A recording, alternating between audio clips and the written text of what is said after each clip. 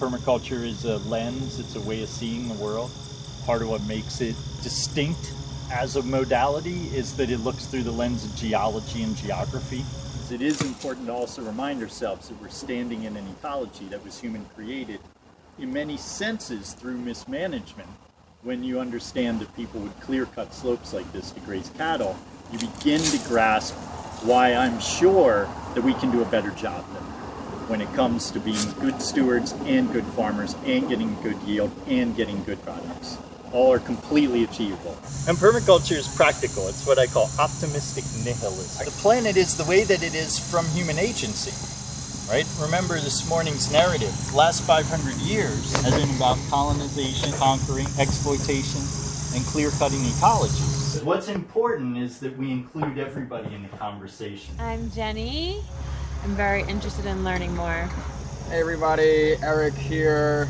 Very interested in the whole idea of permaculture and forming a community that integrates things from the old world and the new world. My name is Steve. I've been around a lot of forward-thinking community development organizations. The permaculture development is an essential component to that. I'm really excited to absorb as much as I can and over the next months and years implement.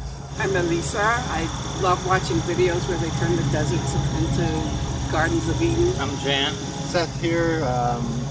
Just happy to be out in the woods and looking forward to learning something. Bill Henry. I want to introduce to you the trees that I stepped over a couple of years ago. They don't seem like, to me, like they're over 5 years old, but they might be 10. Those are catalpa trees, and they're not, I don't think they're native, but they grow like crazy. Yeah, we were walking up there and we just found some beautiful spots in the giant, biggest black birch tree I've ever seen in my life. And that's what we're excited to try to hand off to future generations and say, we want our children's children to grow up where there's old growth forests again. How are we going to see that happen? And we're saying, well, one of the ways we're going to see it happen by really getting smart about farms that are using more trees and animals and people power and are less based on fossil fuels and tractors. So there's an interesting relationship between wild ecology and cultivated. Permaculture is about blurring the lines.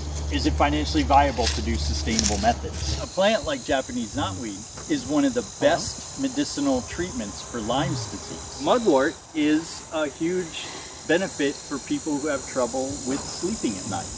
Now imagine we planted it out with cherry trees and plum trees and Carpathian walnut and pecan, right? If we just get a little more complex in our mosaic of, say, plant palette and farm uses, you suddenly get a lot more potential positive feedback. Like instead of deforesting steep slopes and grazing cattle there, in places like this, we reforest with all these added value nuts, berries, medicinal crops, or things you grow underneath the trees that are medicinal. They call them NTFPs, non-timber forest products. Yep. And what permaculture is it's this investigation into who we are as a species and how can we adapt to the landscapes where we are.